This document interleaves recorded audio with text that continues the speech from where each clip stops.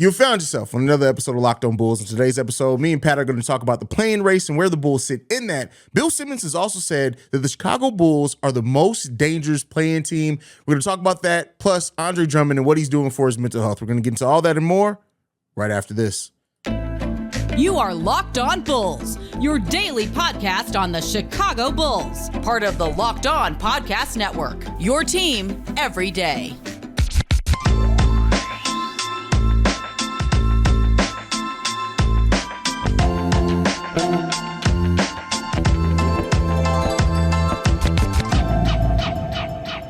Thank you for tuning in to Locked On Bulls, member of the Locked On Podcast Network, where it's your team every day. Today's episode is brought to you by Ultimate Basketball GM. Ever dreamed of becoming an NBA GM and managing your basketball franchise? Then this game is definitely for you. To download the game, just visit ultimatebasketballgm.com or look it up on the app store of your choice. Our listeners get a 100% free boost to their franchise when using promo code LOCKEDON, all caps, in the game. That's Pat, the designer, host and creator of the Windy City Breeze. I'm Hayes, host and creator of Chicago Bulls and Chicago Bears Central. Pat, playing race is getting a little bit tight there. The Bulls sit right now in a pretty comfortable position. They sit 2.5 games above the Wizards, 3.5 games against the Indiana Pacers that are below them. They sit in a pretty solid position. I've said it before over on Central. The Bulls' magic number is 4. If they can win 4 out of these last 7 games, they sure themselves a play-in spot. Of course, that changes based upon teams losing and winning, things like that. But how confident do you feel about the Bulls' play-in race right now? I feel good about it because they're at a spot right now where they control their own destiny, right? Like, I think that's the main thing that the Bulls they have an opportunity here to continue to play that they've had, right? The Bulls are 7-3, I believe, over their last 10. Yeah.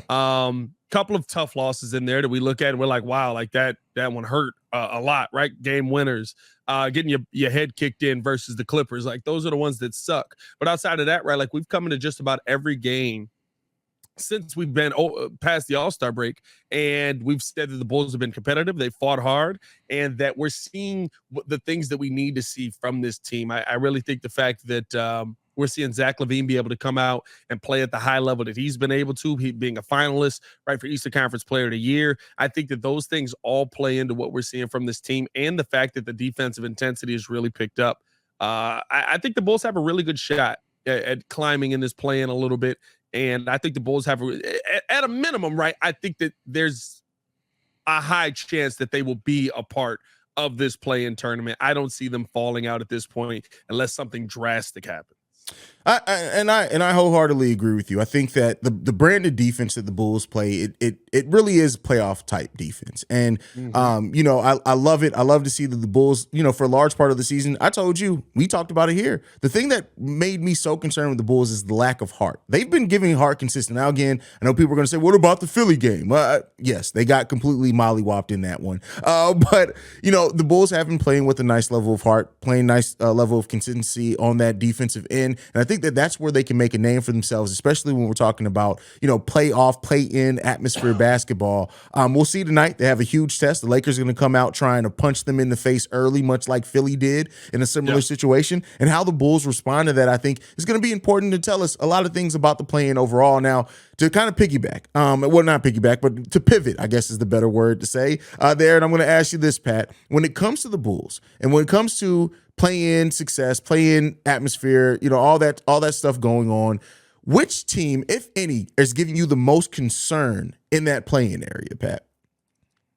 I mean, to me, right, it's got to be Atlanta. Right? Okay. That's a team that we've lost to twice. They fought us hard just about every game. We beat them on a game winner. They've beaten us, I believe, on 2 game winners this season. I think they were both game winners, yeah. I think they were both game winners this season. So, listen, like, that's been the team that we've played the toughest. That's been the team that has played us the toughest. They played kind of better basketball as of late. It hasn't been like, oh my God, like the Hawks are coming, but I think that it is a better brand of basketball. I think that there's been more of a DeJounte Murray taking that leadership role. especially with like Quinn Snyder being added into the mix in Atlanta, which is weird to even see, right? Like I watched the game the other day and I was like, oh yeah, they did fire Nate McMillan. I forgot about that, and right? Hired their new coach. Like usually you would see that pushed off to the offseason. Usually, but I guess like you got to see if DeJounte Murray and Trae Young are gonna work. So I guess I kind of get it, but I don't know. But I think that the Bulls, right, like Atlanta's the team that I would be most worried about because every other team, right, like I don't know, Brooklyn, like we mollywopped them the last time we played them, and then who else is Indiana's out? Who's the fourth team right now? What in Toronto, right? Toronto, yeah, Toronto. Toronto's another team you do have to worry about because of the length, the size, the defense, adding Jacopoto, how he's been able to play. But even that, right, the Bulls have been able to compete pretty well even against the Toronto Raptors. So as long as you don't put Caruso in there as a power forward and just let them out rebound you offensively. But now, wait, you're making too much sense there. You know, for 100% fact, Billy Donovan is about to run Alex Caruso as power forward. Javante is going to start at center that game, and against the Toronto Raptors if we played them. I think Toronto probably is a team that I worry about. Probably almost on the same level though, because of the length and size there, and Billy Donovan has just gotten out coached in a lot of those games. Yeah.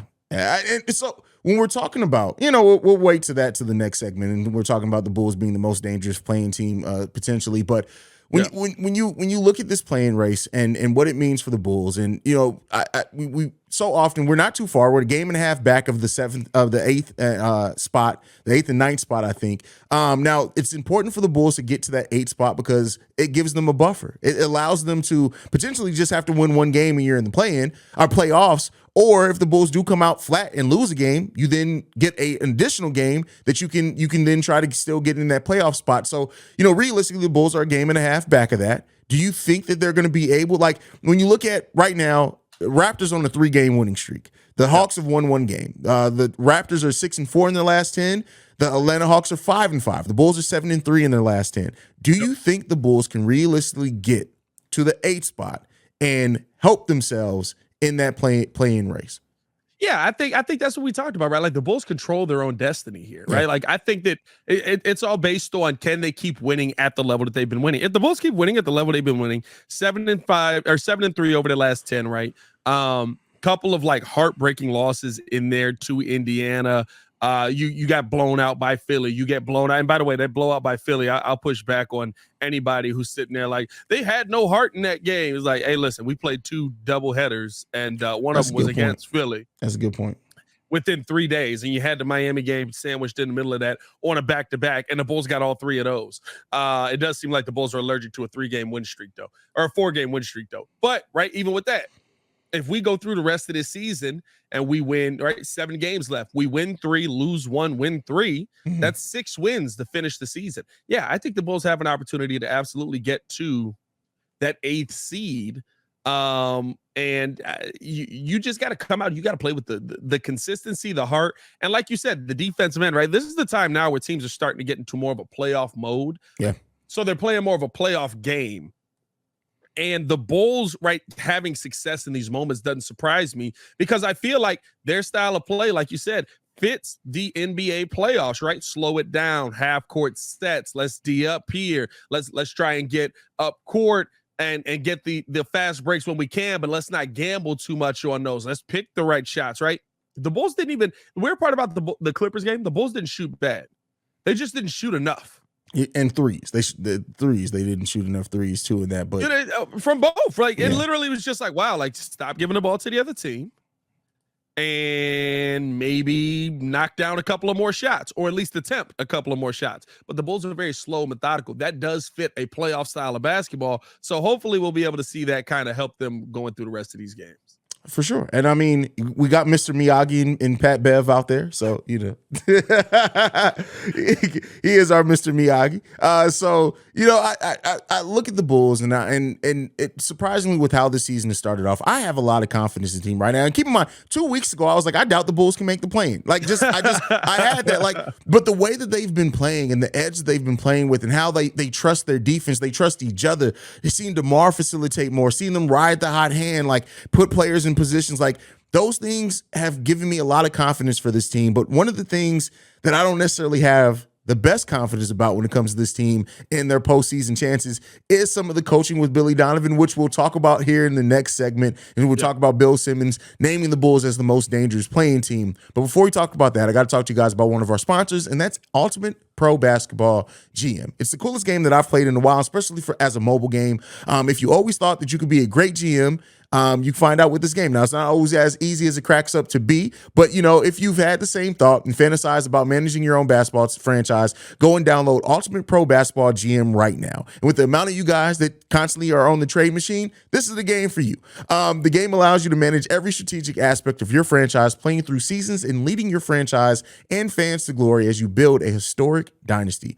In the simulation, you're responsible for dealing with challenging personalities from players and coaches, hiring the right coaches and assistants, trading and training players, as well as making draft picks. Navigate your franchise through free agency and the draft and all the ups and downs of multiple seasons. All this in a challenging, realistic game world. Ultimate Pro Basketball GM is completely free and playable offline as well. Locked On Bulls listeners can get 100% free boost to their franchise when using promo code Locked On in the game store. So make sure to check it out. To download the game, just visit probasketballgm.com, scan the code, or look it up on the app store of your choice. That's probasketballgm.com. Ultimate Basketball GM, start your dynasty today. That transition music comes in a little bit aggressive from time to time. A little bit aggressive. And sometimes it just be like, hey, I'm here. Yeah, exactly.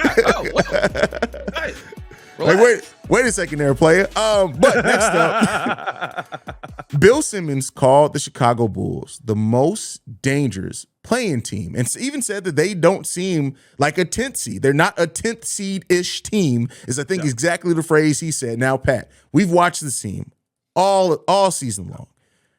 How do you feel about somebody like Bill Simmons saying that at a time where the national media is really down on the Chicago Bulls overall? Well, first off, we're a 10th seed.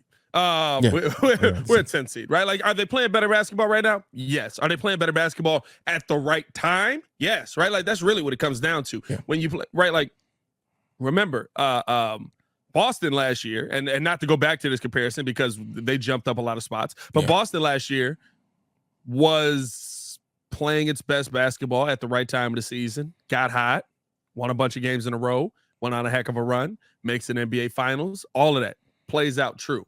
But the Bulls are a 10th seed, at least in this NBA, because that's how the standings are ranking out, and you put yourselves in this position for most of the season. What I will say is this, though. The Bulls are a team that I don't think a lot of playoff teams want to see. The Bulls are a team that I don't think a lot of playoff teams want to go up against because they're a team that, listen, Zach LaVine, one of the best scorers in the NBA. That's a fact. DeMar DeRozan, absolutely the mid-range god in the NBA. Well, I don't know about god. Kevin Durant's probably the mid-range guy. But DeMar DeRozan, demigod right there, right? He's right up in there. Nikola Vucevic. These are guys that you know what they're going to bring to the court. The biggest question is, what are the other guys going to do on the team? And so to me, I do think that there is a level of confidence that the Bulls have while adding Pat Bev in that does make them a lot more dangerous to many teams in this playoff race. And I think that it's very much going to be like those Chicago Bulls, 2008 Chicago Bulls, or is that 2009 Chicago Bulls that went up against the Boston Celtics when they won the championship and didn't want to. Right, like they took them to 7. Boston's like that series beat the heck out of us, just trying to get through that. Right, like I think that's going to be that, but I'm not even there yet. You got to get through the play-in. We've lost to just about every team in this play-in. I think Brooklyn's a little different now, but we've lost to just about every team in this play-in that could be dangerous. Well, I mean, we lost to that Brooklyn team after this version of the team came together. That's true. That's true. The first time, but then we did beat them by almost 50, I believe. A second time. I don't remember how much it was, but I know we did. It was a lot. It was a lot. When you say that the Bulls, and I love the comparison to 09, but even before then, let's go to the Kirk Hinrich, Ben Gordon, Luol Deng Bulls before D Rose got here. That was a team that beat the world champions. Oh, we swept the world champions. I'm not saying that we're going to do that this season, but that'd be crazy. That would be insane. For this team to get to the point of being where they are competitive in the series, right? To a point where they make it tough on whoever if they make it out the play-in and they make it tough on whoever ends up being that first round matchup is either going to be Boston or Milwaukee at that point. Yep. But I love that you said we have to make it out the play-in first. We can't crack are eggs before they hatch, or whatever. I've been George Bushing all week. What's going on? I've been messing up sayings all week, bro. It is what it Fool is. me one time, shame on you. Shame on you. Fool me twice, shame on you. Don't be a fool. With that said, the Bulls don't count your eggs before they hatch. There you go. There but you go. This is eventually No, my boy. Don't count your chickens before they hatch. Anyway, don't count the eggs. I can count the eggs. I have the eggs. I have the eggs. I have the eggs. I can count the eggs. I have them. Eggs don't hatch either. I don't know. Anyway, that's I'm off. We just go down to Animal Kingdom. We absolutely did, bro. Absolutely did. Get everything on the show. But the Bulls do have to take care of the plan first. And I understand we talked about it in the last segment a little bit, them getting to the 8 seed, how it provides them a little bit of a buffer, things like that. But you have to be locked in. You have, like, the Bulls, if they do get into that 8 seed, at that point you're looking at Miami's back in the 7 seed as well, which is surprising. But I don't expect them to stay there. I expect them to come out of that. They'll probably get the 6 seed, which means that no. Yeah, it depends on how long Jimmy's out. Whenever Jimmy Butler's back, that team without Jimmy looks lifeless, bro. I mean, and it looked lifeless at points of the season with Jimmy. Like that, you talk about another team that may be blowing some things up. The Miami Heat are definitely one of those that may be doing that by the end of the season. Not completely blowing it up, but just looking at trying to. I was gonna say, come on home, Jimmy, but then I forgot he making $45 million. 45 million. Yeah, stay where you at, Jimmy. We don't need I wanted to bring him back, but also stay where you at, Jimmy. Yeah. So I mean, when you look at, I like the way that the Bulls do match up on paper in all the playing teams. You look at even putting Brooklyn in. I like the way that we match up with them. I like the way we match up with Atlanta, even though we've lost some tough games to them. Toronto is probably the one. Toronto and Miami definitely the ones that scare me the most, just because that length. And if they come in defensively, we've seen that give the Bulls absolute fits and really suffocate DeMar and Nikola Vucevic from really going to work. So, you want to know the one thing that does give me a little more confidence versus those teams, though? What's the one thing that in every game we lost versus them that we said about the Bulls then? They got outplayed by physical play. Yeah, physical play. They got out. They didn't get outscored. They didn't get out. They didn't lose the better talent. They got beat by more physical play. Since the All-Star break, we played a lot of those physical teams. And we've come out at least competing with just about all right. Like Indiana hit us with a game winner, crazy. But the Bulls came out and were physical with that team. They fought back. Zach LaVine has literally gotten to the point where he's like, I bet I'm going to the hole and I will run you over to get there. And it's not going to stop me from making this layup. So those are the things, right, that I see with the Bulls heading into this play-in tournament that do get me excited, that do make me feel like, okay, I feel like this team actually might be able to end up in the playoffs. But like you said, you never know, right? There's sometimes where it's just night and day. How the play-in tournament would start the 11th, right? When is our last day? When is our last game? I think the play-in tournament. Our last game is the 9th of April. I think is when the Bulls' last game is. So you got a day, I believe, in between there. I think that's when the play-in tournament. You don't have much time. Yeah. Right. So it's not like you're going to get this like, oh, the season's over. All right. We can rest until the playoffs. No, it's like, hey, let's go. We got to get these mugs out of the way because we really don't care that y'all here, but we want to make this entertaining for 10 teams instead of 8. Yeah.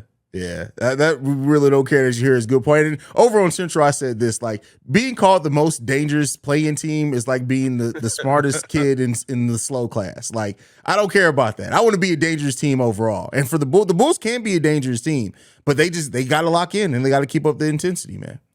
Yeah, no, and that's what it comes down to. I think at the end of the day, right, like, how much realistically do you think the Bulls can win if they get to the playoffs? Like, I feel like we could get 2 to 3 games no matter what team we play just because of how they've been playing.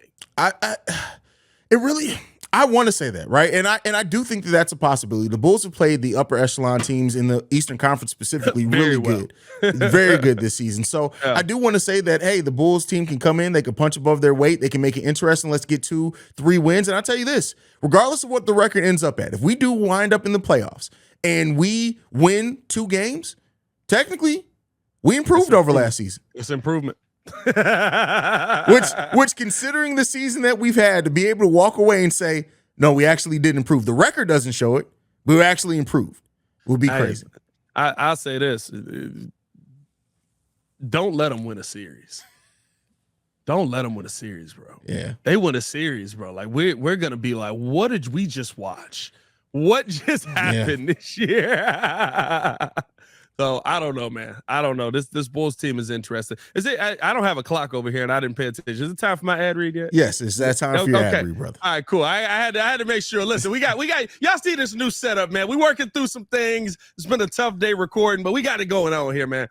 Hey. We do want to let you guys know that the tournament is heating up. There's no better place to get in on the action than FanDuel, America's #1 sports book, because right now, FanDuel is giving new customers the no-sweat first bet up to $1,000. That's up to $1,000 back in bonus bets. If your first bet doesn't win, just go to FanDuel.com/locked-on and sign up today to claim your no-sweat first bet.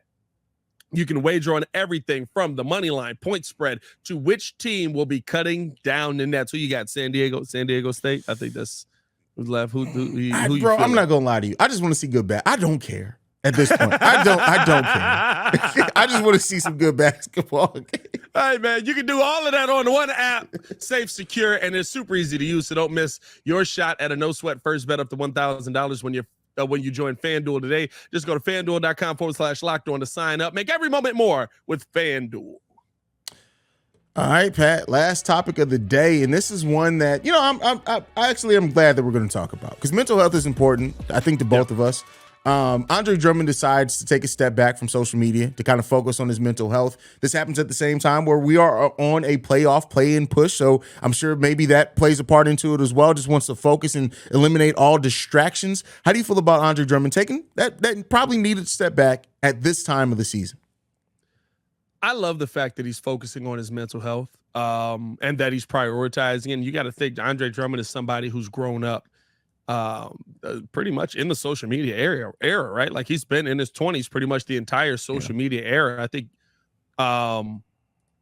me and Drummond the same age. I think me and Andre Drummond are the same age. So there's a part of his life that he lived without it, but most of his formative years have been on social media. So to just say, I'm done, I have to take a step back, that's a major step. And it tells you that something was going on, something was weighing on him. Hopefully nothing too serious. Hopefully it literally was just right. Like, I'm tired of seeing people tweeting me, stop taking that Euro step.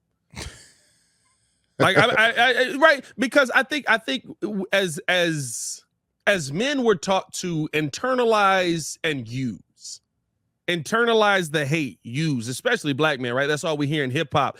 That's all we hear when it comes to the Mamba mentality. You take what people are saying against you, you use it against them, right? That was the Jordan mindset. As Bulls fans, that's where we go to. So I think that there's a lot that goes into taking the hate that comes in and internalizing it, but there is a limit to that. And so I think that maybe Andre Drummond just reached his limit. And sometimes you do need to step away, and sometimes that's the hardest part. So kudos to him for taking his first step, man, honestly.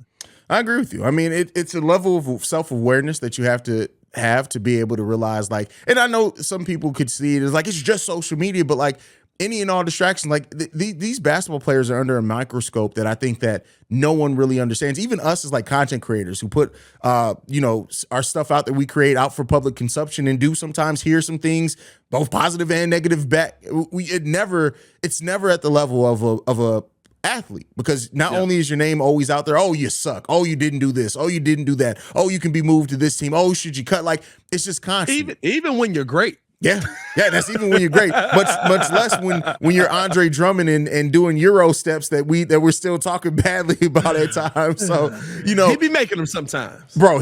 Every once in a while when he does the Euro step and he actually gets him an open shot, I'm like, hey, bro, don't stop. But one thing that didn't keep over from Andre Drummond's game in preseason, what, he's taking 1-3 this season? Wait, I thought we were gonna start seeing.